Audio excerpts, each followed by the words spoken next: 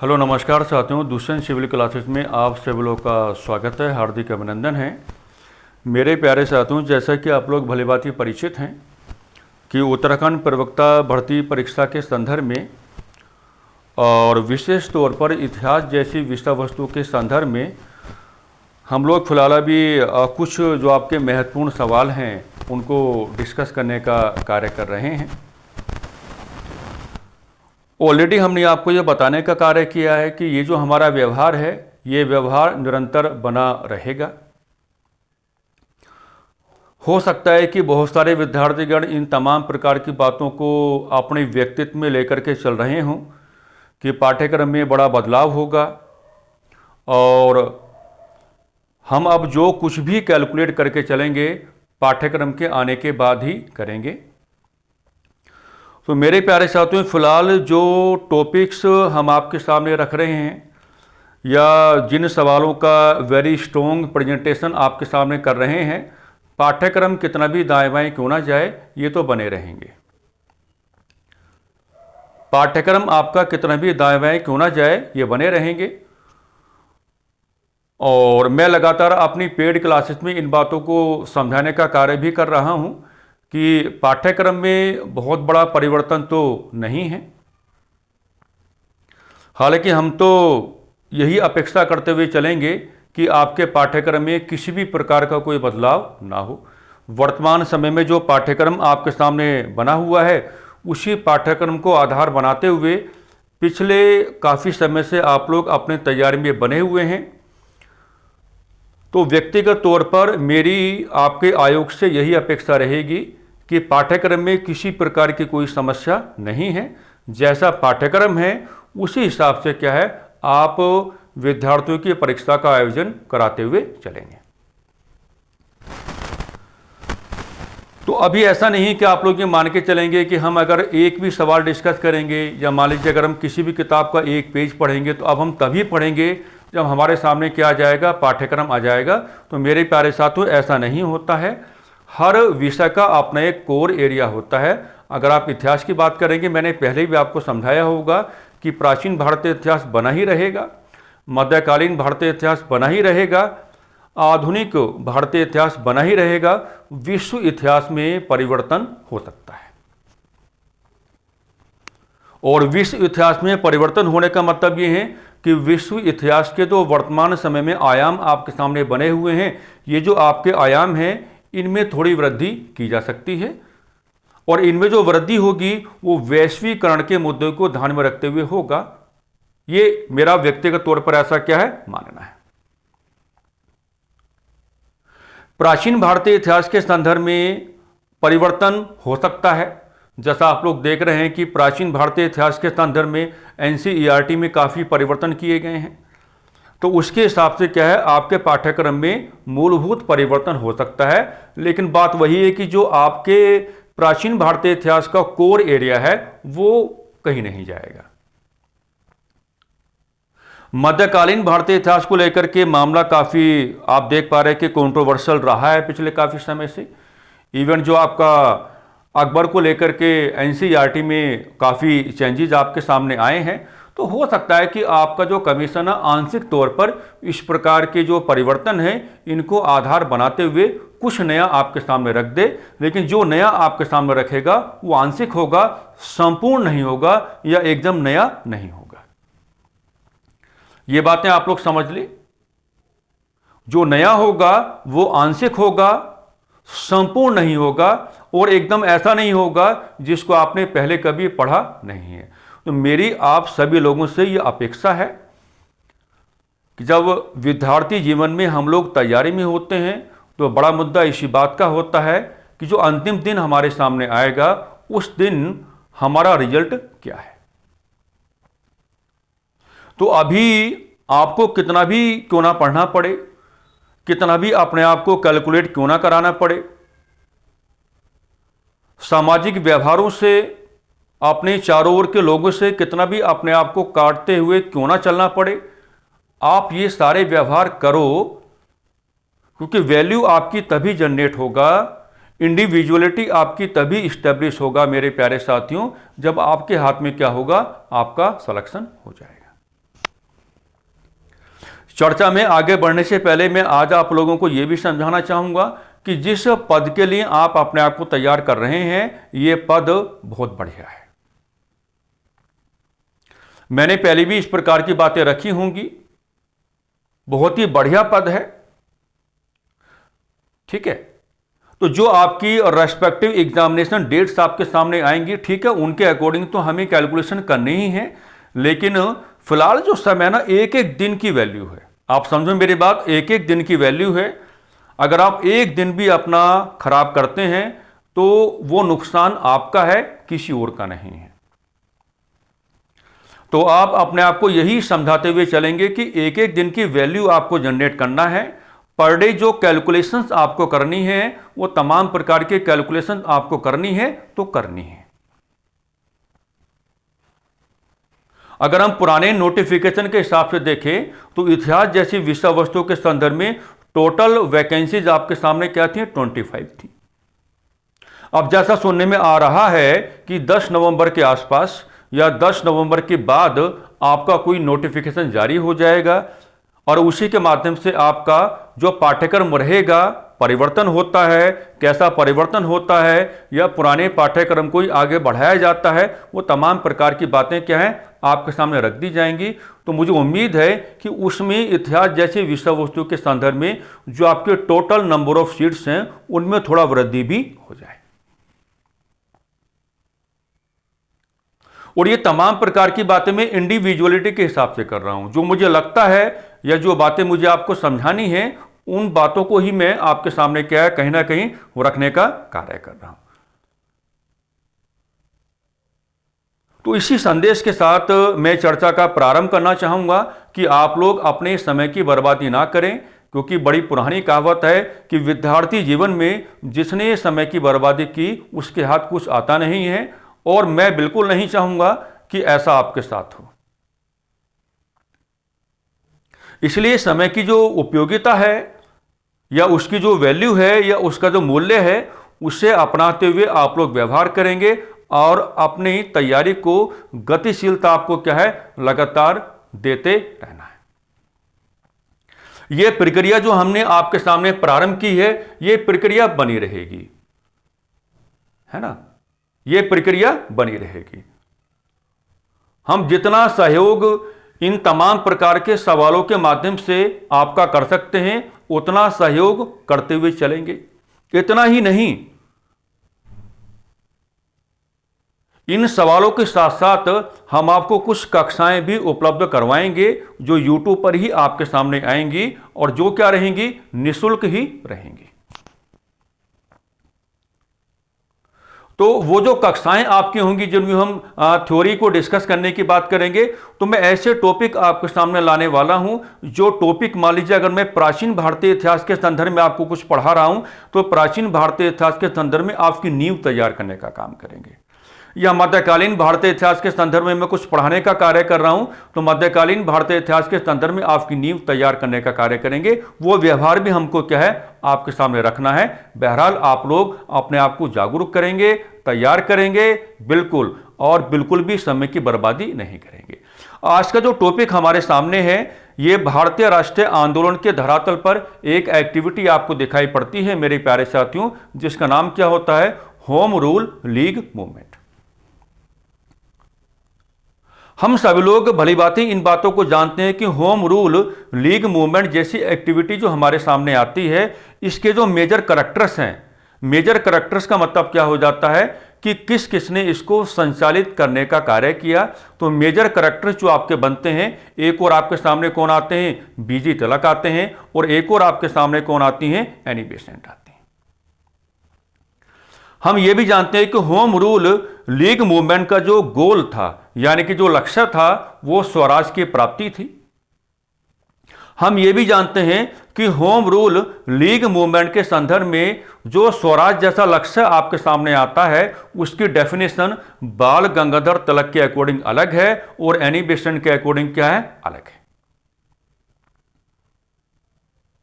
तो कुल मिलाकर के इन तमाम प्रकार की बातों को आधार बनाते हुए ये जो तमाम प्रकार के सवाल हैं, इन तमाम प्रकार के सवालों को आपको समझना है, अपने जहन में आपको क्या है इस्टेब्लिश करके चलना है।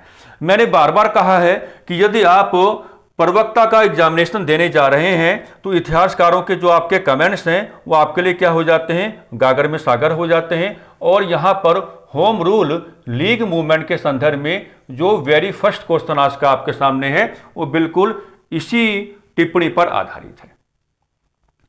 और इस सवाल के माध्यम से मेरे प्यारे साथियों आपसे क्या पुटअप किया जा रहा है कि होम रूल आंदोलन की विचारधारा को भारतीय राष्ट्रीय आंदोलन में किसने राजनीतिक पुनर्जागरण का मध्य चरण कहा था।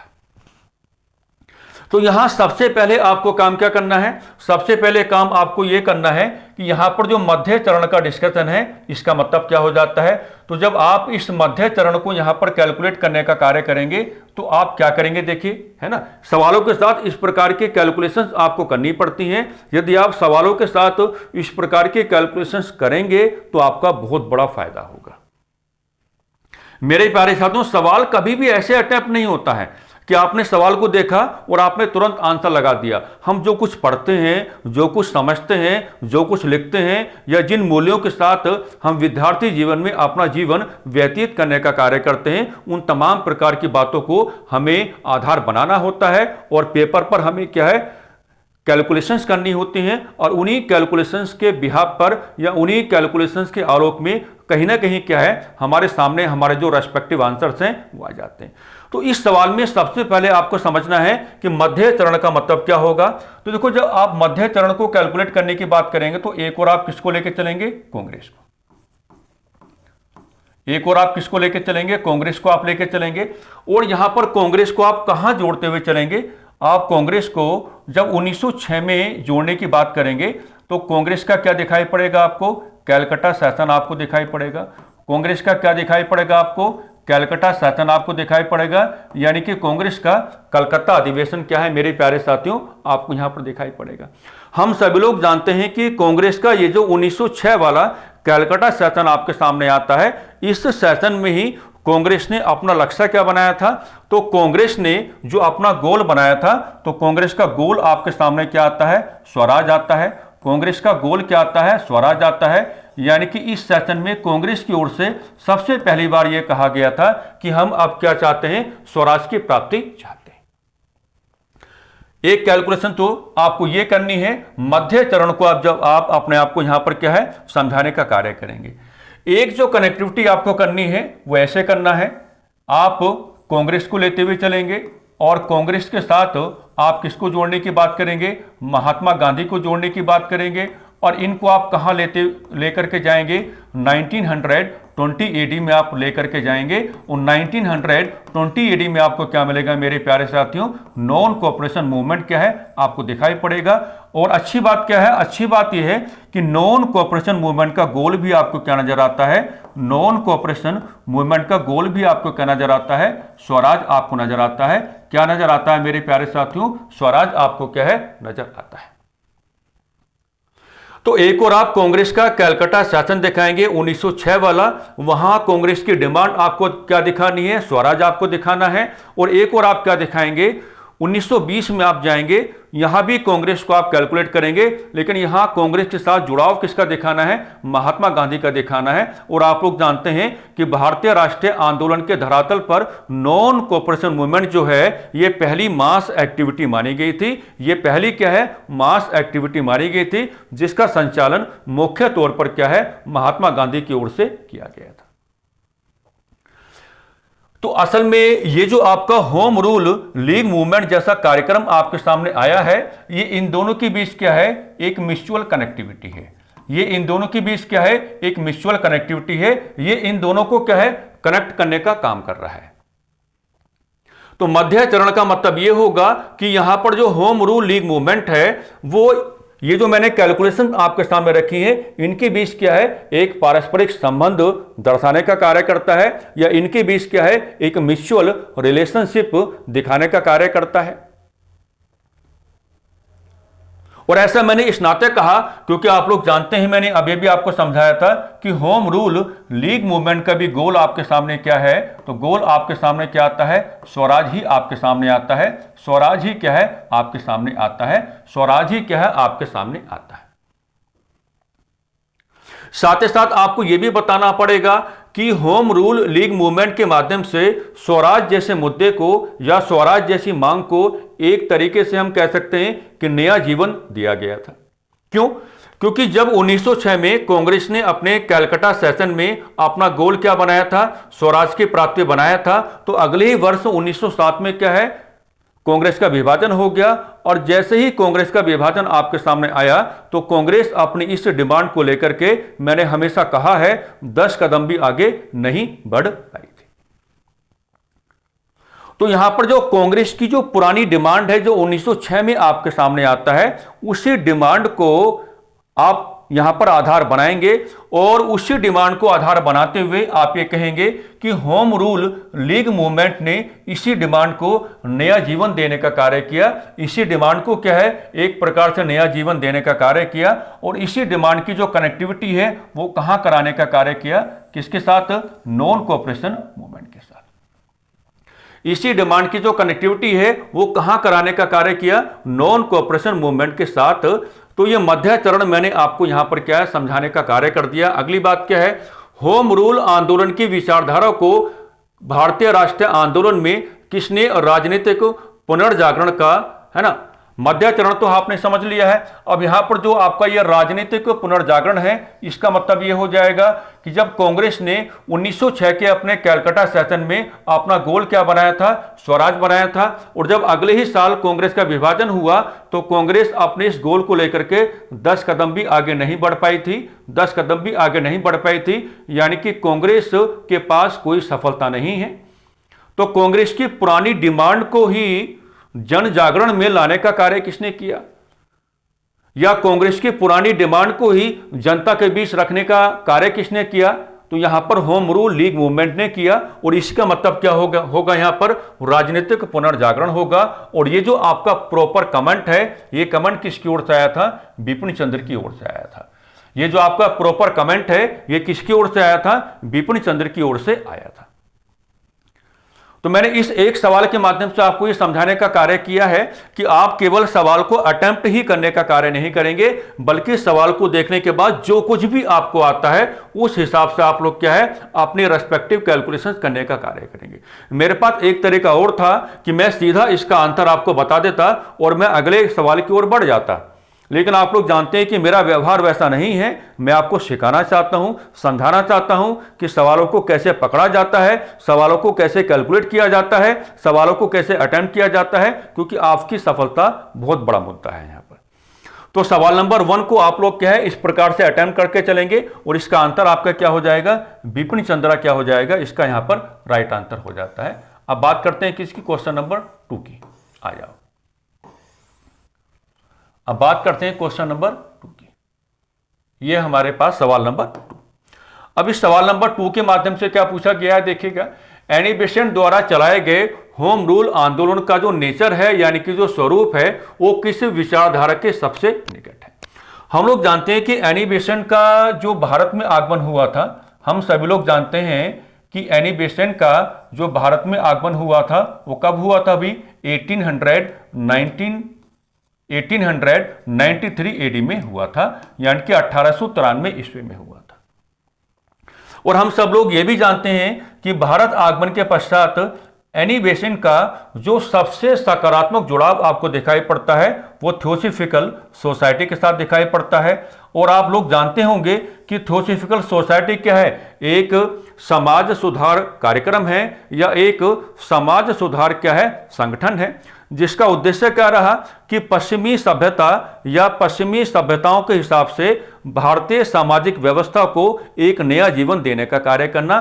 पश्चिमी सभ्यता या पश्चिमी सभ्यताओं के हिसाब से भारतीय सामाजिक व्यवस्था को क्या है, एक नया जीवन देने का कार्य करना। अब यहां पर एक और आप क्या लेके चलेंगे कि एनी बेसेंट के बारे में एक सवाल और आपसे पुटअप किया जाता है, जिसको हम इंग्लिश में कहते हैं फेबियन जिसको हम इंग्लिश में क्या कहते हैं, फेवियन सोशलिज्म कहते हैं, जिसको हम इंग्लिश में क्या कहते हैं, फेवियन सोशलिज्म कहते हैं, और हिंदी में इसको क्या कहा जाता है, यही कहा जाता है फेवियन समाजवाद कहा जाता है, फेवियन समाजवाद कहा जाता है, फेवियन समाजवाद कहा जाता है। तो ये भी सवाल कई बार आपसे पुटअप किया जाता है कि भारत में फेवियन सोशलिज्म या फेवियन समाजवाद को लोकप्रिय बनाने का कार्य किसने किया था, तो वहां भी आपका रेस्पेक्टिव आंसर क्या आता है, तो वहां भी आपका रेस्पेक्टिव आंसर क्या आता है, एनी बेसेंट ही आपका आता है, वहां भी आपका रेस्पेक्टिव आंसर क्या आता है, एनी बेसेंट ही क्या है आपका आता है। तो अगर आप एनी बेसेंट को यहां पर कैलकुलेट करने का कार्य करेंगे तो एनी बेसेंट को आपको थियोसॉफिकल सोसाइटी के साथ जोड़ना पड़ेगा। हालांकि थियोसॉफिकल सोसाइटी एक समाज सुधार कार्यक्रम है, लेकिन आपके सामाजिक, सांस्कृतिक और धार्मिक अधिकारों की मांग की गई थी। यानी कि थियोसॉफिकल सोसाइटी ने उन तमाम प्रकार के लोगों के सामाजिक, सांस्कृतिक, धार्मिक अधिकारों की वकालत की जिनको एक लंबे समय से सामाजिक, सांस्कृतिक, धार्मिक अधिकारों से क्या है, वंचित रखा गया था। तो यहां भी होम रूल लीग मूवमेंट के माध्यम से थियोसॉफिकल सोसाइटी के जो कार्यक्रम हैं या थियोसॉफिकल सोसाइटी की जो विचारधारा है कि अधिकारों की वकालत करना, तो उस बात को यहां पर एनी बेसेंट क्या है, अपने होम रूल लीग मूवमेंट के साथ क्या है, जोड़ करके चलती है। और यहां पे जो आपका फेवियन सोशलिज्म है, फेवियन सोशलिज्म का मतलब भी आप यही जोड़ के चलेंगे कि भारतीय जनमानस के लिए या भारतीय जनमानस के संदर्भ में अधिकारों की वकालत करना। ब्रिटिश शासनकाल के आलोक में ही क्या है, अधिकारों की वकालत करना। मैं साफ साफ कहना चाहूंगा कि एनी बेसेंट ने कभी भी ब्रिटिश राज सत्ता या ब्रिटेन के राजनीतिक नियंत्रण का खुला विरोध नहीं किया था। वो आपके अधिकारों की डिमांड कर रही थी, वो आपको अधिकार दिलवाना चाहती थी, अधिकारों की वकालत कर रही थी, लेकिन उन्होंने कभी भी ब्रिटेन की राजसत्ता का बिल्कुल खुला विरोध नहीं किया। या आप इस बात को ऐसे भी कह सकते हैं, वो आपको अधिकार तो दिलवाना चाहती हैं, लेकिन ब्रिटिश राजसत्ता के आलोक में या ब्रिटिश शासन के आलोक में। तो कुल मिलाकर के जो यहां से आप निकालेंगे, जो दोनों चीजें मैंने आपके लिए यहां पे बना के दिखाई हैं, तो यहां से ये निकल के आता है कि जब आप इन दोनों के साथ भारतीय जनमानस को कैलकुलेट करने का कार्य करेंगे, भारतीय जनमानस को कैलकुलेट करने का कार्य करेंगे, तो हम कह सकते हैं कि यहां अधिकारों का धरातल दिखाई पड़ रहा है। यहां क्या है, अधिकारों का धरातल दिखाई पड़ रहा है। यहां पर क्या है भाई, अधिकारों का धरातल दिखाई पड़ रहा है, और इसी से हमारा क्या है, काम चल जाएगा। एनी बेसेंट जब तक भारत में आपको दिखाई पड़ेंगे या जब तक भारत में उनका प्रभाव आपको दिखाई पड़ेगा, वो लगातार आपके अधिकारों की डिमांड करती रही, वो लगातार आपके अधिकारों की डिमांड करती रही। और अधिकारों की जो डिमांड आपके लिए की गई, इसी बात को उन्होंने कहां पर कैलकुलेट किया था, उनका जो होम रूल लीग मूवमेंट कार्यक्रम है उसमें जोड़ने का काम किया था। तो यहां पर एनी बेसेंट की जो विचारधारा है, यानी कि उनकी जो आइडियोलॉजी है, वो आपसे पुटअप किया गया है। तो अब आपको आंसर निकालना आसान हो जाएगा। यहां पर आपको क्या है, थियोसॉफिकल सोसाइटी को भी कैलकुलेट करके चलना पड़ेगा, थियोसॉफिकल सोसाइटी को भी क्या है, कैलकुलेट करके चलना पड़ेगा। और यहां पर आपको क्या है, संवैधानिक राष्ट्रवाद को भी क्या है, कैलकुलेट करके चलना पड़ेगा। यहां पर आपको क्या है, संवैधानिक राष्ट्रवाद को भी क्या है, कैलकुलेट करके चलना पड़ेगा। अब मैं यहां पर यह भी आपको समझाना चाहूंगा कि संवैधानिक राष्ट्रवाद को आप कैलकुलेट क्यों करेंगे, क्योंकि मैंने अभी भी आपसे क्या कहा कि अगर आप फेवियन सोशलिज्म की बात करेंगे तो फेवियन सोशलिज्म के माध्यम से एनी बेसेंट ने आपके अधिकारों की डिमांड की, लेकिन ब्रिटिश राजसत्ता का खुला विरोध नहीं किया। वो चाहती थी कि भारत पर ब्रिटेन का पॉलिटिकल कंट्रोल बना रहे, लेकिन ब्रिटिश सरकार भारतीयों को उनके अधिकार देकर के चले। रिगार्डिंग दिस, एनी बेसेंट ने कभी भी अपने किसी संबोधन या अपने किसी भी व्यवहार के माध्यम से आपको हिंसा करने की सलाह नहीं दी। वो संवैधानिक तौर तरीकों को अपनाना चाहती थी, और संवैधानिक तौर तरीकों को अपनाते हुए आपके अधिकारों की डिमांड करना चाहती थी ब्रिटेन की सरकार से, तो उनका जो पैटर्न है वो हिंसात्मक नहीं है। उनका जो पैटर्न है, यानी कि एनी बेसेंट का जो पैटर्न आपको दिखाई पड़ेगा, तो मेरे प्यारे साथियों, एनी बेसेंट का जो पैटर्न है वो हिंसात्मक नहीं है। वो कैसा नहीं है? हिंसात्मक नहीं है, हिंसात्मक नहीं है, बल्कि एनी बेसेंट का पैटर्न आपको कैसा दिखाई पड़ेगा? अहिंसात्मक आपको दिखाना है, अहिंसात्मक आपको दिखाना है। और इसलिए यहां पर क्या है, संवैधानिक राष्ट्रवाद को भी हमने क्या है, कैलकुलेट करने का कार्य किया है। वो संवैधानिक तौर तरीकों को अपना करके रखना चाहती थी और आपके अधिकारों की वकालत ब्रिटेन की सरकार से करना चाहती थी।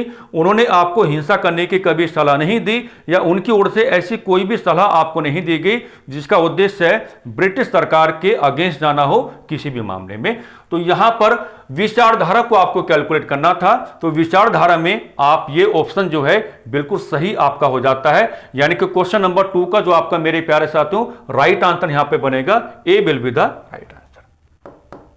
चलिए नेक्स्ट क्वेश्चन की बात कर लेते हैं। नेक्स्ट क्वेश्चन क्या हमसे पुटअप किया गया है, आ जाओ। तो नेक्स्ट क्वेश्चन आपसे यह पुटअप किया गया है, अब बात किसके बारे में होगा? बीजी तिलक के बारे में होगा। बाल गंगाधर तिलक का होम रूल आंदोलन आयरिश होम रूल आंदोलन से किस तत्व में समानता रखता है? यह सवाल जो आपका है इसको आप लगा सकते हैं वेरी वेरी मोस्ट इंपोर्टेंट। इस सवाल को आप क्या लगा सकते हैं? वेरी वेरी मोस्ट इंपोर्टेंट आप क्या लगा सकते हैं, है ना। अब देखो यहां पर हमें बीजी तिलक को कैलकुलेट करना है। मान लीजिए एक और हमने बीजी तिलक का रेफरेंस लिया, एक और हमने क्या लिया भाई मेरे प्यारे साथियों? बीजी तिलक का यहां पर रेफरेंस लिया, और बीजी तिलक को किसके साथ जोड़ा? होम रूल लीग मूवमेंट के साथ जोड़ा। और एक और हमने किसका रेफरेंस लिया? आयरलैंड का रेफरेंस लिया। एक और हमने किसका रेफरेंस लिया? आयरलैंड का रेफरेंस लिया, है ना। तो आप ऐसा व्यवहार करेंगे कि जो उपनिवेशवाद की दुनिया उस समय रही, है ना, आप ऐसा व्यवहार करेंगे उस समय की जो उपनिवेशवाद की दुनिया रही, तो उस समय की जो उपनिवेशवाद की दुनिया है उसी के आलोक में जो आयरलैंड है इस पर पॉलिटिकल कंट्रोल आपको दिखाई पड़ेगा। इस पर क्या दिखाई पड़ेगा? पॉलिटिकल कंट्रोल आपको दिखाई पड़ेगा। और पॉलिटिकल कंट्रोल किसका दिखाई पड़ेगा? ब्रिटेन का ही दिखाई पड़ेगा, ब्रिटेन का ही दिखाई पड़ेगा।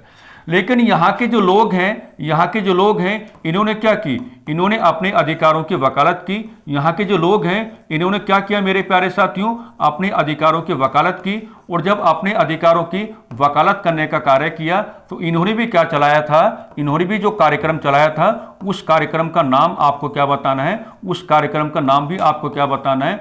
होम रूल लीग मूवमेंट आपको बताना है। लेकिन यहां पर जो आयरलैंड के लोग हैं, ठीक है, इन्होंने ब्रिटेन का जो पॉलिटिकल कंट्रोल है उसके सामने क्या है? अपने अधिकारों की वकालत करने का कार्य किया। और अपने अधिकारों की वकालत किए जाने के संदर्भ में जो कार्यक्रम चलाने का कार्य किया वो कार्यक्रम क्या रहा आपका? होम रूल लीग मूवमेंट रहा। और इसी कार्यक्रम से प्रभावित कौन है? इसी कार्यक्रम से प्रभावित कौन है? इसी कार्यक्रम से यहां पर प्रभावित कौन है? तो इसी कार्यक्रम से प्रभावित आपके हैं बीजी तिलक। क्वेश्चन की डिमांड के अकॉर्डिंग आप व्यवहार करेंगे। इसी कार्यक्रम से प्रभावित कौन है? बीजी तिलक है। हालांकि एनी बेसेंट भी क्या रही? इसी कार्यक्रम से प्रभावित रही। लेकिन यहां सवाल की डिमांड क्या है कि आपको बीजी तिलक को कैलकुलेट करना है, बीजी तिलक को कैलकुलेट करना है। अब मजे की बात क्या है? मजे की बात यहां पर यह है कि जो आयरलैंड के लोग हैं वो होम रूल लीग मूवमेंट जैसा कार्यक्रम चलाते तो हैं, लेकिन इस कार्यक्रम का उद्देश्य है, इस कार्यक्रम का उद्देश्य है ब्रिटिश राज सत्ता का खुला विरोध करना नहीं था, या इस कार्यक्रम का ऐसा कोई उद्देश्य नहीं था कि जो आयरलैंड के लोग हैं वो अपने यहां से ब्रिटेन के पॉलिटिकल कंट्रोल की समाप्ति करना चाहते थे, बल्कि इस कार्यक्रम का सहारा लेते हुए जो आयरलैंड के लोग हैं वो ब्रिटिश शासन के आलोक में बने रहना चाहते थे। लेकिन उनका कहना क्या था कि हम पर भले ही ब्रिटिश शासन बना रहे, लेकिन ब्रिटिश शासन के आलोक में हमको नाना प्रकार के जो अधिकार हैं वो नाना प्रकार के अधिकार जो हैं वो हमको दिए जाएं। नाना प्रकार का अधिकार क्या है? हमको दिए जाएं। तो यहां पर अधिकारों को जब आप कैलकुलेट करने का काम करेंगे, यानी कि बीजी तिलक भी क्या है? अधिकारों की बात करेंगे। और यहां पर जो आयरलैंड के लोग हैं वो भी किसकी बात करेंगे? अधिकारों की बात करेंगे। यानी कि अधिकार जो हैं वो दोनों में क्या है? आपका कॉमन ग्राउंड आ जाएगा। अधिकार जो हैं वो दोनों में क्या बनेगा, आपका कॉमन ग्राउंड बनेगा। कॉमन ग्राउंड दोनों में क्या बनेगा, अधिकारों की वकालत। कॉमन ग्राउंड दोनों में क्या बनेगा मेरे प्यारे साथियों, अधिकारों की वकालत बनेगा, अधिकारों की वकालत बनेगा। तो कॉमन ग्राउंड आप क्या लेके चलेंगे, अधिकारों की वकालत लेके चलेंगे। और यहां पर जो अधिकार जैसी शब्दावली है इसके साथ क्या जोड़ेंगे, इसके साथ जोड़ेंगे आप लोग स्वराज। इसके साथ आप क्या जोड़ के चलेंगे, स्वराज आप जोड़ के चलेंगे। इसके साथ आप क्या जोड़ के चलेंगे, स्वराज आप जोड़ते हुए चलेंगे।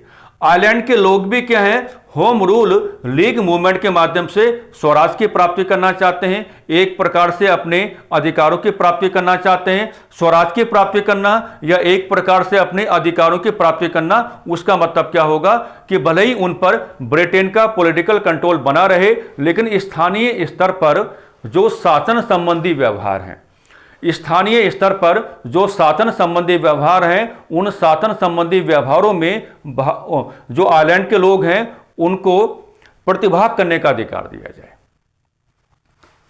तो भले ही वहां के लोग यही समझाने का कार्य कर रहे थे कि हम जो अपने अधिकारों की वकालत करने का कार्य कर रहे हैं, तो अधिकारों की वकालत हमारे अकॉर्डिंग क्या होगा, स्वराज होगा। यही बात किसके अकॉर्डिंग है, बीजे तिलक के अकॉर्डिंग भी है। बीजे तिलक भी क्या है, आपके लिए अधिकारों की डिमांड करेंगे और अधिकारों की वकालत के आलोक में क्या है, उनके मामले के साथ भी आपको क्या जोड़ के चलना है, स्वराज आपको जोड़ते हुए चलना है।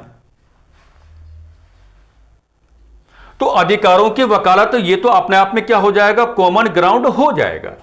आप मेरी बातों को समझो, अधिकारों की वकालत ये अपने आप में क्या हो जाएगा, कॉमन ग्राउंड हो जाएगा। और अधिकारों की वकालत को आप कैसे रिप्रेजेंट कर सकते हैं, स्वराज के माध्यम से कर सकते हैं, स्वशासन के माध्यम से कर सकते हैं। आयरलैंड के लोग ये चाहते हैं, जो मैंने आपको समझाने का कार्य किया, कि भले ही हम पर क्या बना रहे, ब्रिटेन का पॉलिटिकल कंट्रोल बना रहे, लेकिन स्थानीय स्तर पर शासन संबंधी व्यवहारों में हमें क्या है, प्रतिभाग करने का मौका दिया जाए, हमारा जो पार्टिसिपेशन है उसे सुनिश्चित किया जाए। ये बातें आपको पकड़ के चलनी पड़ेंगी। तो पहले तो यहां समानता के ग्राउंड को आप कैलकुलेट करके चलेंगे। तो समानता में कॉमन ग्राउंड मैंने क्या निकाल के दिखाया, अधिकारों की वकालत। और अधिकारों की वकालत को आप क्या है, कैसे रिप्रेजेंट करने का काम करेंगे, स्वराज स्वराज स्वराज स्वराज, या स्वशासन के माध्यम से भी आप क्या है, रिप्रेजेंट करने का काम करेंगे। तो अगर आप पहले समानता के ग्राउंड को कैलकुलेट करने का कार्य करेंगे, तो समानता के संदर्भ में तो क्या है, आप स्वशासन जैसी शब्दावली को प्रमोट करने का काम करेंगे। और स्वशासन की मांग, इसको आधार बनाते हुए क्या है, आप इस सवाल का प्रॉपर क्या है, अपना आंसर निकालने का कार्य करेंगे। लेकिन इसमें असमानता का ग्राउंड भी आपको दिखाना पड़ेगा। अगर आप सी ऑप्शन के अकॉर्डिंग व्यवहार करने का कार्य करेंगे, तो यहां पर जो आपका सी ऑप्शन है, यह क्या दिखाएगा, यह असमानता का ग्राउंड दिखाने का कार्य करेगा। यह क्या दिखाने का कार्य करेगा, यह असमानता को दिखाने का कार्य करेगा। असमानता को दिखाने का कार्य क्यों करेगा, क्योंकि बीजे तिलक शासन संबंधी व्यवहारों में भारतीयों का प्रतिभाग सुनिश्चित करवाना चाहते हैं, लेकिन साथ ही साथ जो बीजे तिलक हैं वो ये भी कहना चाहते हैं कि हमको अंग्रेजों का जो पॉलिटिकल कंट्रोल हम पर बना हुआ है, इससे पूर्ण आजादी चाहिए या इससे पूर्ण स्वतंत्रता चाहिए। तो बीजे तिलक आपको शासन संबंधी व्यवहारों के साथ जोड़ना चाहते हैं, लेकिन ब्रिटिश राज सत्ता या ब्रिटिश शासन के आलोक में नहीं जोड़ना चाहते। और जो आयरलैंड के लोग हैं वो अपने आप को शासन संबंधी व्यवहारों के साथ जोड़ना तो चाहते हैं, लेकिन ब्रिटिश राज सत्ता या ब्रिटिश शासन के आलोक में जोड़ना चाहते हैं। तो जब आप इसको कैलकुलेट करने का काम करेंगे कि उपनिवेश से पूर्ण स्वतंत्रता, तो ये इन दोनों के बीच क्या है, असमानता का ग्राउंड आपको दिखा देगा। और समानता के संदर्भ में आपको कैसे व्यवहार करना है, वो मैंने यहां पर आपको क्या है, भली भांति समझाने का कार्य कर दिया है। उम्मीद करता हूं कि कैलकुलेशन आपके समझ में आ गया होगा। उम्मीद करता हूं कि कैलकुलेशन आपके समझ में आ गया होगा। आप ये मान के बिल्कुल नहीं चलेंगे कि मान लीजिए जो भी नंबर ऑफ क्वेश्चंस मैं एक सेशन के माध्यम से आपके सामने रख रहा हूं कि उनमें मेरी कितनी कैलकुलेशंस हैं, है ना तो मैं अपने समय की बर्बादी करना चाहता हूं और ना ही आपके समय की बर्बादी करना चाहता हूं। अगर कोई भी सेशन आपके सामने आता है, मान लीजिए कितने भी टोटल नंबर ऑफ क्वेश्चंस आपके सामने आते हैं, उनके संदर्भ में आपको जागरूक किया जाए। उनके संदर्भ में मतलब केवल हमको आंसर अटेम्प्ट नहीं करना है, हमको केवल क्या आंसर अटेम्प्ट नहीं करना है, हमको अपनी जो रेस्पेक्टिव कैलकुलेशंस हैं जो बिल्कुल एप्रोप्रिएट होती हैं, जिनके बारे में हमको व्यवहार करना होता है, हमको सारे प्रकार के व्यवहार वो करके चलने पड़ेंगे। ठीक है, तो ये हमने अटेम्प्ट कर लिया है क्वेश्चन नंबर 3। अब आ जाते हैं मेरे प्यारे साथियों क्वेश्चन नंबर 4 की ओर। आ जाओ। तो अगर आप क्वेश्चन नंबर 4 को अटेम्प्ट करने का काम करेंगे तो क्वेश्चन नंबर 4 में क्या आपसे पुटअप किया गया है, होम रूल आंदोलन के दौरान डोमिनियन स्टेटस की अवधारणा को किसने सबसे पहले राजनीतिक शब्दावली के रूप में प्रस्तुत किया था। मैंने क्लासेस में कई बार आपको पढ़ाया होगा कि जब आप एनी बेसेंट को कैलकुलेट करने का कार्य करते हैं, जब आप एनी बेसेंट को कैलकुलेट करने का काम करते हैं और एनी बेसेंट के अकॉर्डिंग जब आप डोमिनियन स्टेटस को कैलकुलेट करने का काम करेंगे, जब आप डोमिनियन स्टेटस को कैलकुलेट करने का काम करेंगे तो एनी बेसेंट के अकॉर्डिंग जो आपका डोमिनियन स्टेटस है ये क्या है, है ना, ये क्या है, ये क्या है, ये क्या था।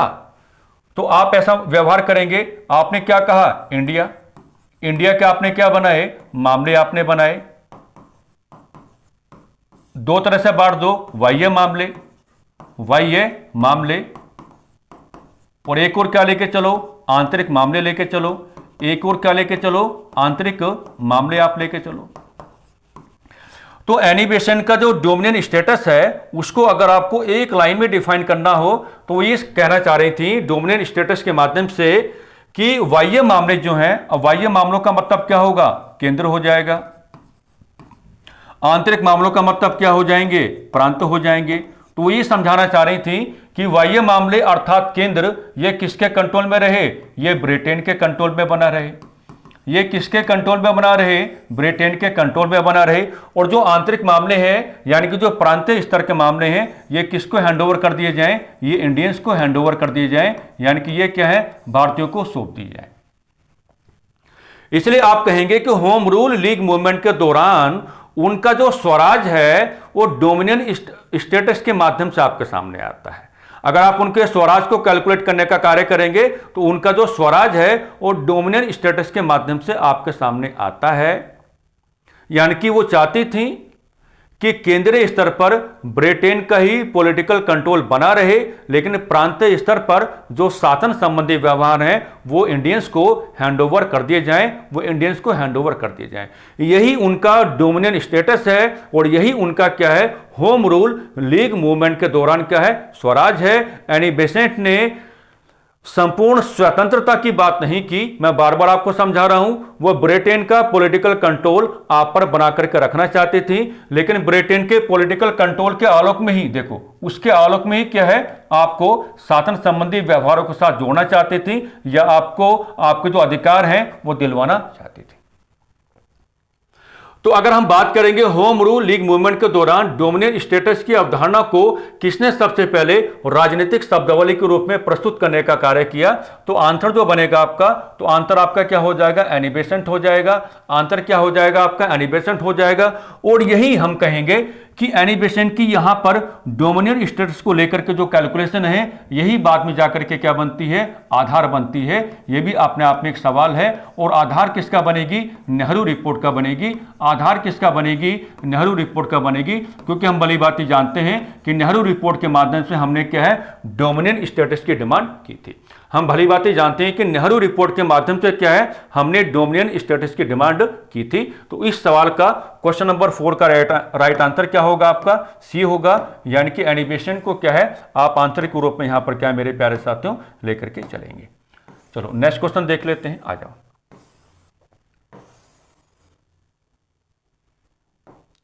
ये नेक्स्ट क्वेश्चन क्वेश्चन नंबर 5 आपका है। इंपॉर्टेंट क्वेश्चन है, होम रूल आंदोलन की दो शाखाओं तिलक व बेसेंट के दृष्टिकोण में मौलिक अंतर किस विषय पर था। तो मौलिक अंतर अगर आप बनाएंगे तो आप ऐसे बनाएंगे, आपने क्या कहा, होम रूल लीग मूवमेंट कहा, आपने क्या कहा, होम रूल लीग मूवमेंट कहा। लेकिन जब आप इसके साथ जोड़ के चलेंगे all India home rule, all India home rule league movement, all India home rule league movement. यानी कि इस कार्यक्रम को अखिल भारतीय स्तर पर चलाने का कार्य किसने किया? इस कार्यक्रम को अखिल भारतीय स्तर पर चलाने का कार्य किया। तो इस कार्यक्रम को अखिल भारतीय स्तर पर चलाने का जो कार्य किया था वो किसने किया था मेरे प्यारे साथियों? वो एनी बेसेंट की ओर से किया गया था। वो किसने किया था? वो एनी बेसेंट ने किया था। वो किसने किया था? एनी बेसेंट ने किया था। लेकिन ये जो आपका कार्यक्रम है, इस कार्यक्रम को अगर आप क्षेत्रीयता की ओर जोड़ने का कार्य करेंगे, इस कार्यक्रम को यदि आप क्या है क्षेत्रीयता की ओर जोड़ने का कार्य करेंगे, इस कार्यक्रम को यदि आप क्या है क्षेत्रीयता की ओर जोड़ने का कार्य करेंगे, क्षेत्रीयता की ओर जोड़ने का कार्य करेंगे, अर्थात आप इसका अखिल भारतीय स्वरूप नहीं जोड़ेंगे, अर्थात आप इसका अखिल भारतीय स्वरूप नहीं जोड़ेंगे, अर्थात आप इसका अखिल भारतीय स्वरूप नहीं जोड़ेंगे, तो ये जो कैलकुलेशन होगा, ये कैलकुलेशन किसके साथ होगा? बीजी तिलक के साथ होगा। बीजी तिलक के साथ होगा। हम सब लोग भली भांति ही जानते हैं कि बीजी तिलक ने अपने इस कार्यक्रम को जो रीजनैलिटी देने का काम किया, रीजनैलिटी देने का कार्य किया था। यानी कि बीजी तिलक का जो ये कार्यक्रम है, इसका क्षेत्र क्या है? सीमित आपको दिखाई पड़ेगा। और एनी बेसेंट का ये जो कार्यक्रम है, तो एनी बेसेंट के कार्यक्रम का क्षेत्र आपको क्या है? व्यापक दिखाई पड़ेगा, कॉम्प्रिहेंसिव दिखाई पड़ेगा। तो आप ये भी कैलकुलेशन कर सकते हैं कि एनी बेसेंट का जो ये कार्यक्रम है उसका क्षेत्र कॉम्प्रिहेंसिव है, व्यापक है, और बीजी तिलक का ये जो कार्यक्रम है उसका क्षेत्र क्या है? लिमिटेड है, यानी कि सीमित है। तो ये क्या है? एक मौलिक अंतर है। और इसी बात को अगर हम आधार बनाएंगे तो यहां पर आपके सामने अंतर क्या जाएगा? अंतर आपको लेकर चलना पड़ेगा संगठनात्मक नीति और दमन के प्रति प्रतिक्रिया। अब एक तो जस्टिफाई हो गया, एक शब्दावली जस्टिफाई हो गया कि संगठनात्मक नीति। संगठनात्मक नीति का मतलब क्या होगा? बीजी तिलक सीमित अवस्था में लेके चलेंगे और एनी बेसेंट क्या है? अपने इस कार्यक्रम को व्यापकता देने का कार्य करेंगे। अब दमन के प्रति जो प्रतिक्रिया है, इसको लेकर के एनी बेसेंट और तिलक के बीच बेसिक डिफरेंस क्या है? बीजी तिलक ये चाहते थे कि अगर हमारे इस कार्यक्रम का सप्रेशन, दमन सरकार करके चलेगी तो हम सरकार के खिलाफ क्या चला देंगे? सत्याग्रह चला देंगे, जबकि एनी बेसेंट का ऐसा कोई मानना नहीं था। तो दमन के प्रति जो रिएक्शन है उसको लेकर भी क्या है मेरे प्यारे साथियों? दोनों के बीच क्या है? एक बेसिक डिफरेंस आपको दिखाई पड़ेगा। यहां तिलक एग्रेसिव है, तिलक साफ साफ कहते हैं कि सरकार ने, शासन ने अगर हमारे कार्यक्रम का दमन करने का कार्य किया तो हम चुप नहीं बैठेंगे, हम क्या है? हम सत्याग्रह चला देंगे सरकार के खिलाफ। लेकिन एनी बेसेंट सत्याग्रह का कोई भी मुद्दा आपके सामने नहीं रखते हैं। इस नाते प्रॉपर आंसर आपका क्या होगा? बी होगा। मैंने संगठनात्मक नीति को भी आपको समझा दिया है और दमन के प्रति जो रिएक्शन है उसको लेकर के दोनों के बीच में जो बेसिक डिफरेंसेस हैं उनको भी मैंने आपको समझा दिया है। सवाल नंबर 5 आपका क्या हो गया? अटेम्प्ट हो गया। नेक्स्ट बढ़ते हैं क्वेश्चन नंबर 6 की ओर। मजेदार क्वेश्चन है, बढ़िया क्वेश्चन है। क्वेश्चन नंबर 6 इंपॉर्टेंट लगा लो। किस कारण होम रूल आंदोलन ने दक्षिण भारत में उत्तर भारत की तुलना में अधिक सफलता प्राप्त की? बढ़िया सवाल है ना? किस कारण होम रूल आंदोलन ने दक्षिण भारत में उत्तर भारत की तुलना में अधिक सफलता प्राप्त की? तो दक्षिण भारत में जो सफलता है ना, दक्षिण भारत में जो सफलता है, पहले तो इसको समझो। तो दक्षिण भारत में जो सफलता है वो भी आपको किसके साथ जोड़ना है? एनी बेसेंट के साथ ही जोड़ना है। वो भी आपको किसके साथ जोड़ना है? एनी बेसेंट के साथ ही जोड़ना है। हालांकि हम जानते हैं कि साउथ इंडिया में बीजे तिलक की ओर से भी क्या है? इस कार्यक्रम को चलाया गया, लेकिन यहां पर दक्षिण भारत में उत्तर भारत की तुलना में जो इस कार्यक्रम की सफलता आपको कैलकुलेट करना है, वहां भी कैलकुलेशन आप किसकी करेंगे? एनी बेसेंट की करेंगे। ऐसा मैंने क्यों कहा? ऐसा मैंने इस नाते कहा क्योंकि एनी बेसेंट साउथ इंडिया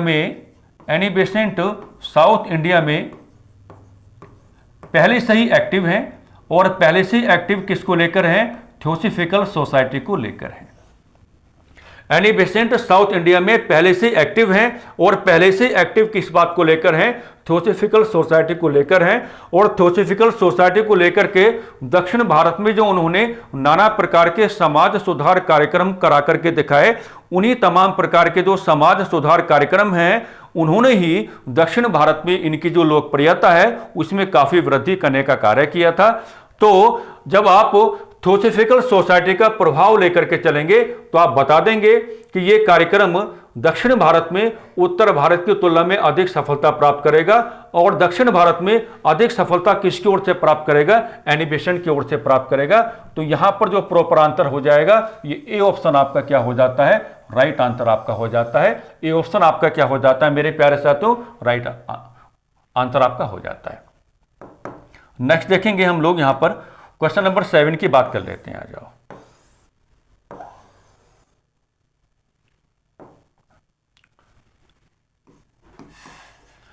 (1916) के लखनऊ समझौते को होम रूल आंदोलन का राजनीतिक फल क्यों कहा गया?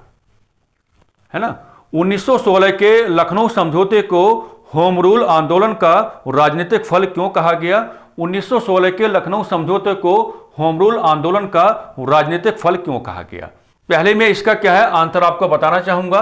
तो आंसर आप यहां पर लेकर के चलेंगे, जैसे हिंदू मुस्लिम एकता का प्रत्यक्ष परिणाम, यह भी कैलकुलेट हो जाएगा। हिंदू मुस्लिम एकता का प्रत्यक्ष परिणाम यह भी कैलकुलेट हो जाएगा।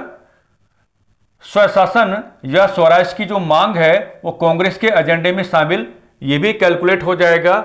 और इससे तिलक को पुनः कांग्रेस में स्थान मिला, यह भी आपका क्या हो जाएगा?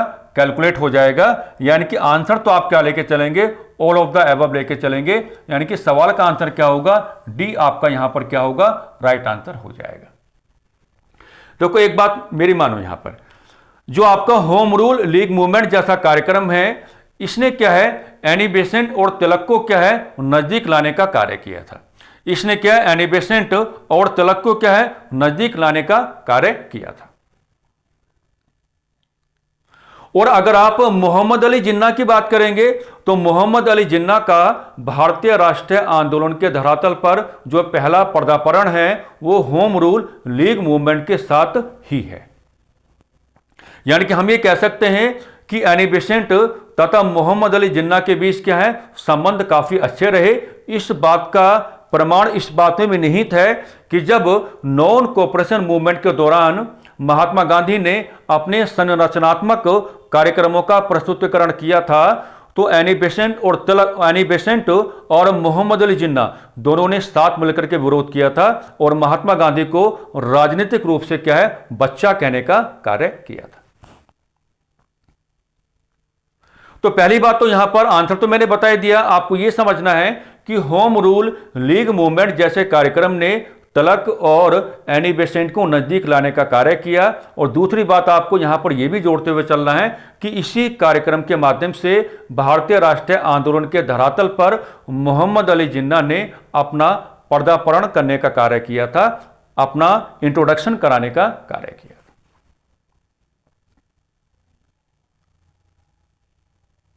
तो लखनऊ समझौते में क्या हुआ? कांग्रेस तथा मुस्लिम लीग के मध्य क्या हुआ? लखनऊ पैक्ट हुआ। और जो यहां पर होम रूल लीग मूवमेंट ने एक एनवायरनमेंट बनाने का कार्य किया है, उस एनवायरनमेंट को भी क्या है? आप जोड़ते हुए चलेंगे लखनऊ समझौते के संपन्न होने के आलोक में। इसी नाते यहां पर जो आपका है हिंदू मुस्लिम जो आपका यूनिटी है, आप उसको कैलकुलेट करने का कार्य कर रहे हैं। आप उसको क्या है? कैलकुलेट करने का कार्य कर रहे हैं। बी ऑप्शन में क्या है?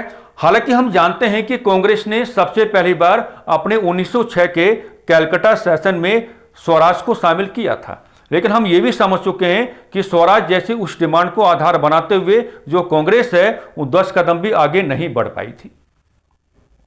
अब बीच में क्या आ गया है? होम रूल लीग मूवमेंट आपका आ गया है। होम रूल लीग मूवमेंट के माध्यम से स्वराज जैसा जो शब्दावली है, इस शब्दावली को क्या है मेरे प्यारे साथियों? एक प्रकार से क्या है? नया जीवन देने का कार्य किया गया। नया जीवन देने का कार्य किया गया। हालांकि कोई किताब आपको यह नहीं पढ़ाएगा कि कांग्रेस ने 1916 के लखनऊ अधिवेशन में स्वराज को अपने एजेंडे में शामिल करने का कार्य किया। लेकिन हम ये कह सकते हैं ऑप्शन के अकॉर्डिंग कि 1916 का जो लखनऊ अधिवेशन है, ये होम रूल लीग मूवमेंट के बाद ही आपको नजर आता है। ये क्या है? होम रूल लीग मूवमेंट के बाद ही क्या है मेरे प्यारे साथियों? आपको नजर आता है। और होम रूल लीग मूवमेंट का गोल क्या है? स्वराज है। तो ऑप्शन की डिमांड के अकॉर्डिंग हम यहां पर कैलकुलेट कर सकते हैं कि इससे स्वशासन की मांग को कांग्रेस, है ना, इससे क्या है, स्वशासन की मांग को कांग्रेस के एजेंडे में शामिल हुआ। मतलब थोड़ा टाइपिंग में मिस्टेक है यहां पर, इसको आप समझ लेना कि स्वराज की मांग को, है ना, कांग्रेस के साथ आपको जोड़ना है। स्वराज की मांग को कांग्रेस के साथ आपको जोड़ना है मजबूती के साथ। कहने का मतलब क्या हुआ? स्वराज की मांग को कांग्रेस के साथ आपको जोड़ना है, और कैसे आप जोड़ के चलेंगे? मजबूती के साथ क्या है, आप यहां पर जोड़ते हुए चलेंगे। इसने तिलक को पुनः कांग्रेस में स्थान दिया। आप लोग जानते हैं जब कांग्रेस का विभाजन हुआ था 1907 में, उसके बाद 1908 में तिलक साहब की गिरफ्तारी भी हो जाती है, और 1908 के कांग्रेस का जो मद्रास अधिवेशन आपके सामने आता है, उस मद्रास अधिवेशन में उदारवादियों ने क्या है, अपने बहुमत का प्रयोग किया था, और अपने बहुमत का प्रयोग करते हुए उग्रवादियों को कांग्रेस से बाहर का रास्ता दिखा दिया था। अब जो 1916 का लखनऊ सेशन आपके सामने आता है, इसमें अगर कोई बड़ा चरित्र आपके सामने आता है जो बड़ी मजबूती के साथ आपके सामने आता है, तो वो कौन? आपके बीजी तिलक हैं, बीजी तिलक हैं। यानी कि ऑप्शंस को अगर हम देखेंगे तो सारी की सारी बातें क्या हैं, कैलकुलेट हो रही हैं। इसी नाते मैंने क्या है, आपको आंसर क्या दिया? डी क्या हो जाएगा? राइट आंसर आपका यहां पर हो जाएगा। नेक्स्ट क्वेश्चन देख लेते हैं। नेक्स्ट क्वेश्चन क्या आपके सामने? क्वेश्चन नंबर 8 है, इंपॉर्टेंट लगा लो इसको। ब्रिटिश सरकार द्वारा होम रूल आंदोलन पर प्रतिबंध लगाने के लिए कौन सी वैधानिक शक्ति सबसे अधिक प्रयोग में लाई गई? यहां प्रतिबंध का मतलब क्या होगा? सीमाएं आरोपित करना। यहां प्रतिबंध का मतलब क्या होगा? सीमाएं आरोपित करना। यहां प्रतिबंध का मतलब क्या होगा? सीमाएं आरोपित करना। तो सीमाएं जो आरोपित की गई थी वो किसके माध्यम से की गई थी? वो रक्षा अधिनियम 1915 के माध्यम से की गई थी। वो रक्षा अधिनियम 1915 के माध्यम से की गई थी। और यहां पर जो रक्षा अधिनियम 1915 है, इसी का परिवर्तित रूप आपको क्या मिलेगा? इसी का आगे चल करके परिवर्तित रूप आपको क्या मिलेगा? इसी का परिवर्तित रूप क्या मिलता है? रोलेक्ट अधिनियम आपको दिखाई पड़ता है। इसी का परिवर्तित रूप आपको क्या दिखाई पड़ता है? रोलेक्ट अधिनियम क्या है मेरे प्यारे साथियों? आपको दिखाई पड़ता है। तो क्वेश्चन नंबर 8 का जो राइट आंसर होगा वो बी आपका क्या हो जाएगा? यहां पर राइट आंसर हो जाएगा। नेक्स्ट क्वेश्चन देख लो। नेक्स्ट क्वेश्चन ये है आपके पास, क्वेश्चन नंबर 9 है आपका। होम रूल आंदोलन के दौरान the Commonwealth of India bill का मसौदा किसने तैयार किया था? तो मसौदा किसने तैयार किया है? यहां पर अब अगर आप ऑप्शंस को देखेंगे तो आप कंफ्यूज कहां पर होंगे? या तो एनी बेसेंट में या बीजी तिलक में, क्योंकि जिन्ना साहब को तो आप हटा सकते हैं, सुरेंद्रनाथ बनर्जी साहब को भी आप क्या हटा सकते हैं। अब आपका जो मेजर कंफ्यूजन बनेगा वो एनी बेसेंट और बीजी तिलक के बीच बनेगा। लेकिन ये जो आपका the Commonwealth of India bill का ड्राफ्ट तैयार करने का कार्य किया था, वो बीजी तिलक की ओर से नहीं किया गया, बल्कि क्या है, एनी बेसेंट की ओर से किया गया था। और ये जो आपका बिल है, इस बिल का उद्देश्य क्या है? वही जो मैं बार बार आपको समझा रहा हूं कि भारतीयों को स्वराज दिलाना, भारतीयों को स्वराज दिलाना, और भारतीयों को स्वराज दिलाना आंतर एनी बेसेंट है। तो फिर क्या होगा? डोमिनियन स्टेटस के अकॉर्डिंग, डोमिनियन स्टेटस के अनुसार, डोमिनियन स्टेटस के अनुसार। तो क्वेश्चन नंबर 9 का राइट आंसर क्या होगा? यहां पर आपका एनी बेसेंट हो जाएगा। चलो नेक्स्ट क्वेश्चन देख लेते हैं मेरे प्यारे साथियों, आ जाओ।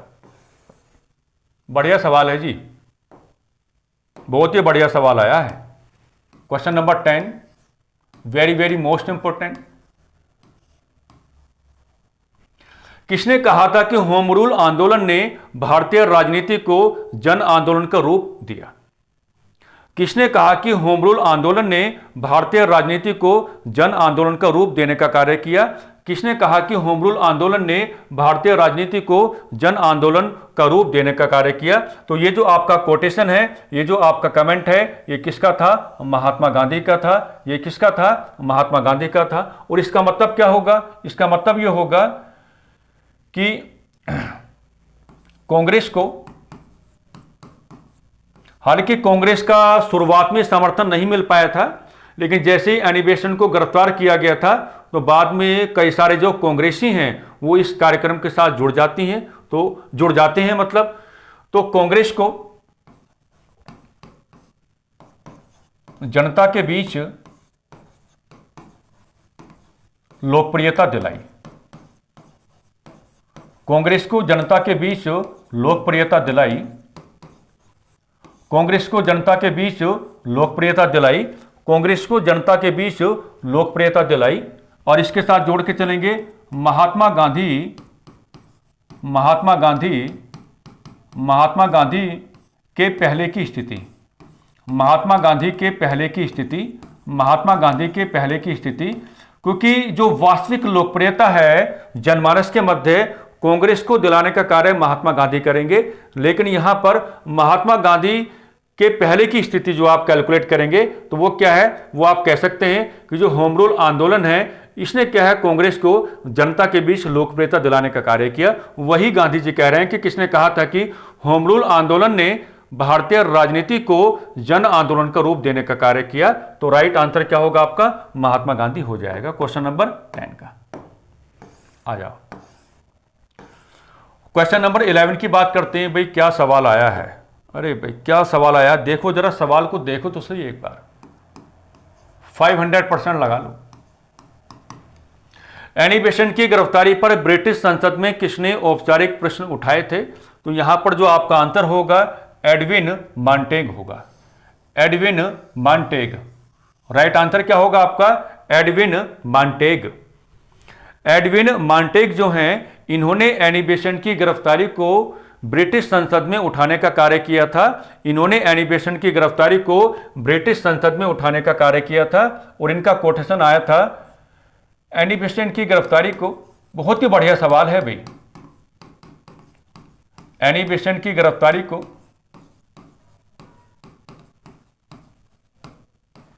सरकार की भूल बताया, एनी बेसेंट की गिरफ्तारी को सरकार की भूल बताया, एनी बेसेंट की गिरफ्तारी को सरकार की भूल बताया, एनी बेसेंट की गिरफ्तारी को सरकार की भूल बताया। भाई एनी बेसेंट की गिरफ्तारी को सरकार की भूल क्यों बताया? वो इस नाते बताया क्योंकि एनी बेसेंट का पैटर्न संवैधानिक है।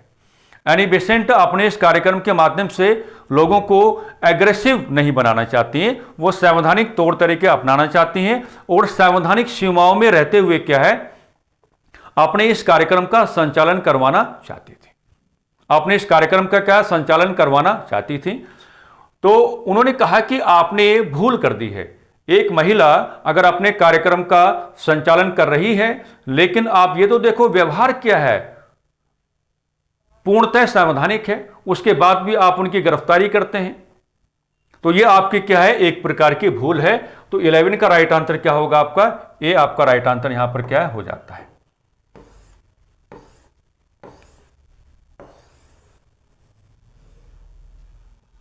क्वेश्चन नंबर 12 की बात कर लेते हैं। क्या है जी, होम रूल आंदोलन भारतीय स्वतंत्रता संग्राम का वह अध्याय था जिसने चरित्र में पहली बार संवैधानिकता और उग्रता का मिश्रण प्रस्तुत किया। यहां संवैधानिकता का मतलब कौन है, एनी बेसेंट है। यहां संवैधानिकता का मतलब कौन है, एनी बेसेंट है। और यहां पर उग्रता का मतलब कौन है, बीजी तिलक है। यहां पर उग्रता का मतलब कौन है, बीजी तिलक है ना। तो संवैधानिकता और उग्रता का एक मिश्रित व्यवहार आपके सामने आता है, यह कौन कहने का कार्य करता है? तो अगेन आपके आंसर कौन हो जाएंगे, बिपिन चंद्र हो जाएंगे। अगेन आपके आंसर कौन हो जाएंगे, बिपिन चंद्र हो जाएंगे। 12 का राइट आंसर क्या होगा आपका यहां पर, सी आपका राइट आंसर हो जाएगा। चलो नेक्स्ट क्वेश्चन देखो, क्वेश्चन नंबर 13। किस कारण मॉन्टेग्यू चेम्सफोर्ड है ये ना, ये क्या है, मॉन्टेग्यू है।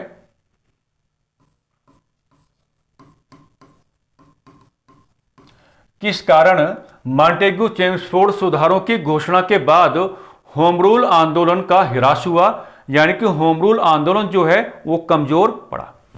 तो पहली बात तो क्या है कि हम लोग जानते हैं कि मॉन्टेग्यू चेम्सफोर्ड सुधार का मतलब क्या है, गवर्नमेंट ऑफ इंडिया एक्ट 1919 है। और गवर्नमेंट ऑफ इंडिया एक्ट 1919 के माध्यम से प्रांतों में द्वैध शासन की व्यवस्था को लागू करा दिया गया था।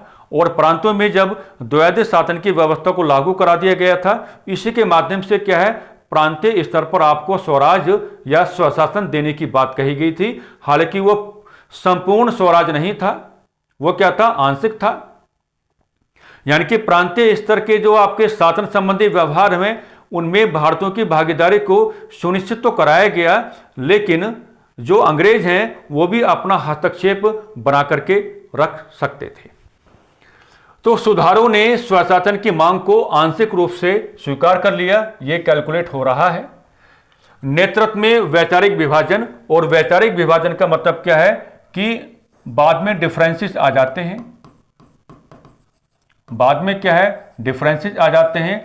और डिफरेंसेस किसके बीच में आए, तो बिटवीन का ग्राउंड किसके बीच में बनेगा, एक और आपके कौन रहेंगे, बीजे तिलक रहेंगे, और एक और आपके कौन रहेंगे, एनी बेसेंट रहेंगे, एनी बेसेंट रहेंगे। क्योंकि आप लोग जानते हैं कि होम रूल लीग मूवमेंट को आधार बनाते हुए 20 अगस्त 1917 को ब्रिटेन के पार्लियामेंट में कुछ हुआ था। और ब्रिटेन के पार्लियामेंट में जो कुछ हुआ था उसे क्या कहा गया, अगस्त घोषणा पत्र कहा गया। उसके माध्यम से कहा गया कि स्वराज या स्वशासन भारतीयों का हक है और उन्हें उनका यह हक मिलना चाहिए, लेकिन इसका नेचर क्या होगा और यह कब मिलेगा, इन तमाम प्रकार की बातों का जो अंतिम निर्धारण है वो कौन करेगा, ब्रिटिश गवर्नमेंट ही करेगी। तो अगस्त घोषणा पत्र को आधार बनाते हुए जो एनी बेसेंट हैं वो अपने कार्यक्रम को रोक देती हैं, लेकिन अगस्त घोषणा पत्र को आधार बनाते हुए जो बीजी तिलक हैं वो अपनी एक टिप्पणी व्यक्त करते हैं। और बीजी तिलक ने अगस्त घोषणा पत्र को सूर्य विहीन उषा काल कहा था। क्या कहा था, सूर्य विहीन उषा काल कहा था। तो अगर आप यहां पर अगस्त घोषणा पत्र का रेफरेंस लेते हुए चलेंगे तो एनी बेसेंट अगस्त घोषणा पत्र को आधार बनाते हुए अपने कार्यक्रम को रोक देती हैं, लेकिन जो बीजे तिलक हैं वो अगस्त घोषणा पत्र पर एक नकारात्मक टिप्पणी करते हैं और कहते हैं कि यह तो क्या है, सूर्य विहीन उषा काल के समान है, यानी कि एक ऐसी सुबह है जिसमें सूरज ही नहीं है। तो डिफरेंसेस आए थे। गांधी जी के असहयोग आंदोलन की ओर झुकाव, ये ठीक है ना। 1919 से नॉन कोऑपरेशन मूवमेंट का जो आपका एनवायरनमेंट है वो बनना तैयार हो गया था। तो ये भी आपका यहां पर क्या हो जाएगा, कैलकुलेट हो जाएगा। तो यहां पर ए बी सी ये सारे के सारे क्या हो रहे हैं, कैलकुलेट हो रहे हैं। इस नाते आपका आंसर क्या हो जाएगा, डी आपका यहां पर क्या है, राइट आंसर हो जाएगा। क्वेश्चन नंबर 14 की बात कर लेते हैं।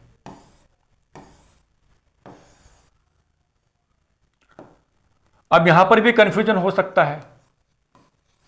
किस पत्र के माध्यम से एनी बेसेंट ने ब्रिटिश संसद में भारतीय स्वशासन के पक्ष में प्रचार किया।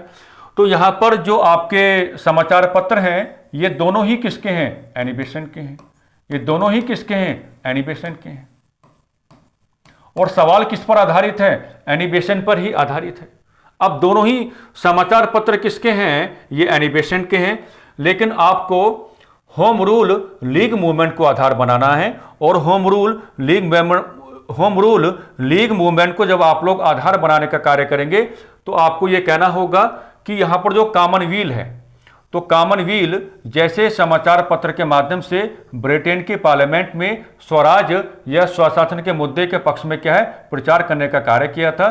तो 14 का राइट आंसर क्या होगा, यहां पर आपका बी हो जाएगा। आ जाओ क्वेश्चन नंबर 15 की बात कर लेते हैं। बाल गंगाधर तिलक के नेतृत्व में गठित होम रूल लीग की संगठनात्मक विशेषता क्या थी। मैंने पहले ही आपको समझाया कि संगठनात्मक विशेषता क्या है, डिसेंट्रलाइजेशन ज्यादा आपको दिखाई पड़ेगा, विकेंद्रीकृत संरचना आपको दिखाई पड़ेगी और क्षेत्रीय परिषदें आपको लेकर के चलनी पड़ेंगी। क्योंकि मैंने पहले ही बताया है कि बीजे तिलक ने अपने इस कार्यक्रम को अखिल भारतीय स्वरूप देने का कार्य नहीं किया था, उन्होंने इस कार्यक्रम को क्षेत्रीयता देने का कार्य किया था, अपने इस कार्यक्रम को क्या है, सीमित रखने का कार्य किया था। तो इनकी जो संगठनात्मक विशेषता है उसमें डिसेंट्रलाइजेशन आपको दिखाना है, और जो आपके जोनल काउंसिल्स हैं यानी कि जो आपकी क्षेत्रीय परिषदें हैं वो भी आपको यहां पर क्या दिखाना है। तो 15 का राइट आंसर क्या होगा आपका, यहां पर ए आपका राइट आंसर हो जाएगा।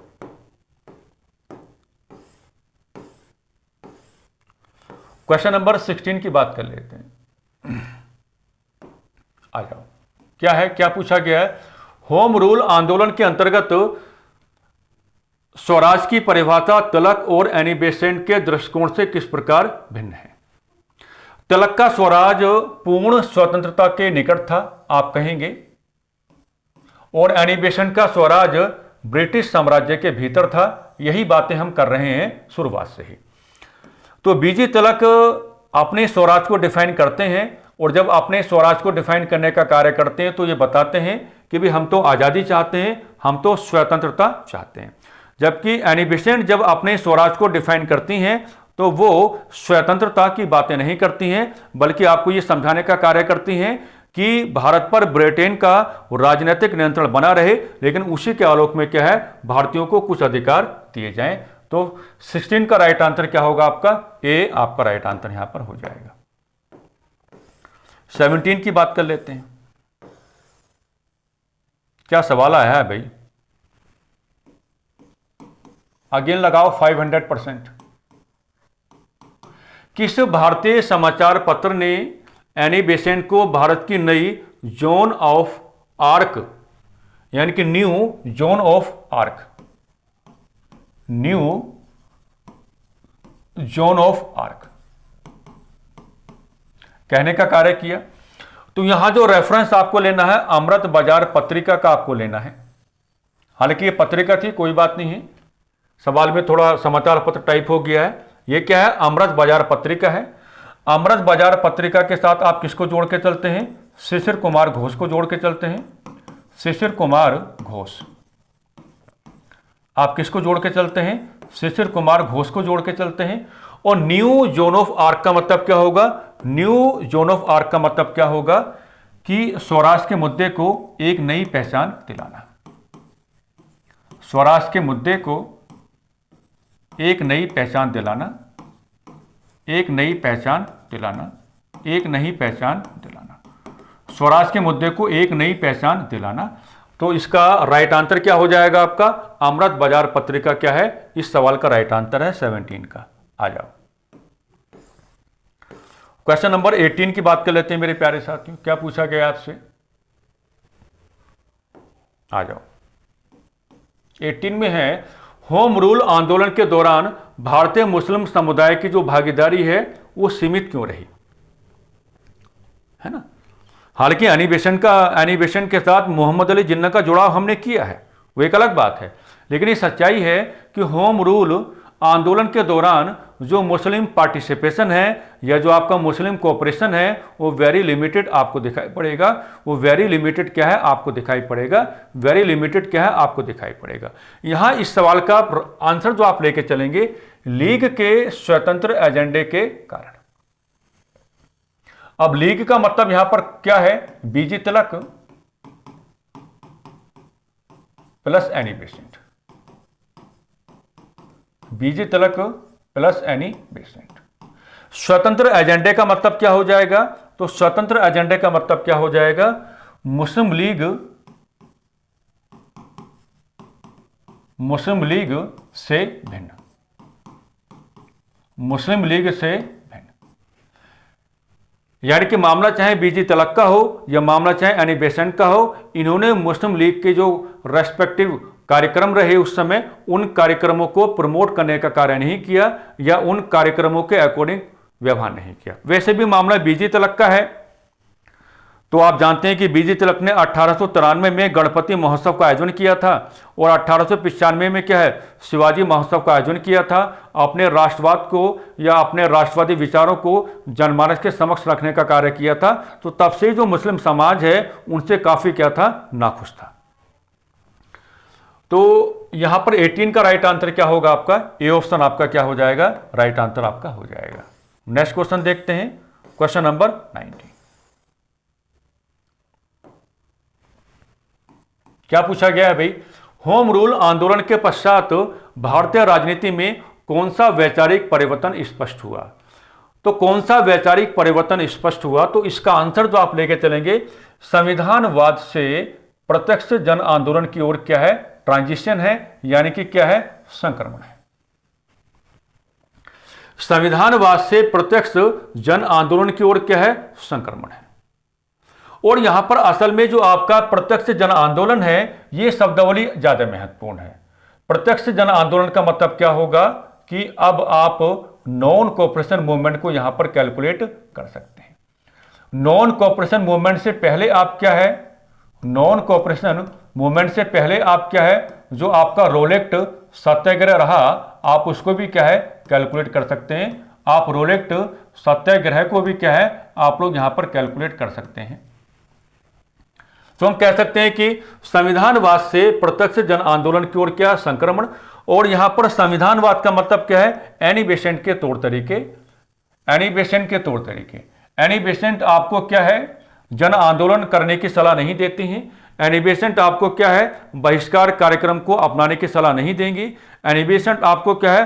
हड़तालों का आयोजन करने की सलाह आपको नहीं देंगी। उनमें संविधानवाद बहुत ज़्यादा है, यानी कि संवैधानिकता बहुत ज़्यादा है, संवैधानिक व्यवहार बहुत ज़्यादा है।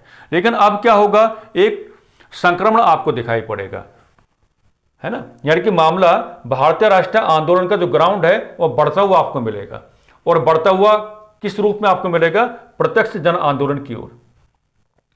आप पहले रोलेट सत्याग्रह का रेफरेंस ले सकते हैं, उसके बाद आप क्या है? नॉन कोऑपरेशन मूवमेंट का रेफरेंस यहां पर क्या है? ले सकते हैं। 19 का यह आपका क्या आंसर है। क्वेश्चन नंबर 20 की बात कर लेते हैं मेरे प्यारे साथियों।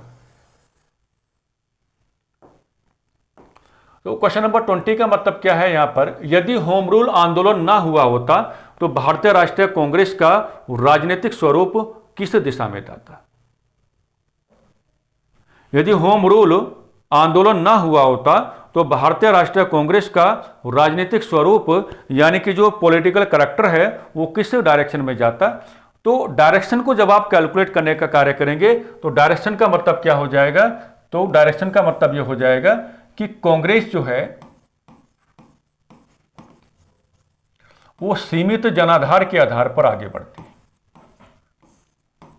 सीमित जनाधार के आधार पर आगे बढ़ती।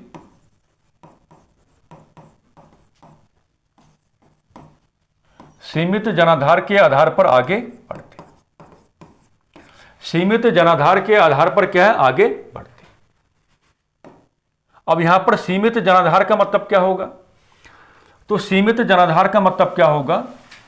1906 की जो कांग्रेस है, 1906 की जो कांग्रेस है उससे तो अधिक हो जाएगा, उससे अधिक। और 1920 की जो कांग्रेस है उससे क्या रहेगा? कम रहेगा। उससे क्या रहेगा? कम रहेगा। तो ये क्या है? मध्यम मार्ग है।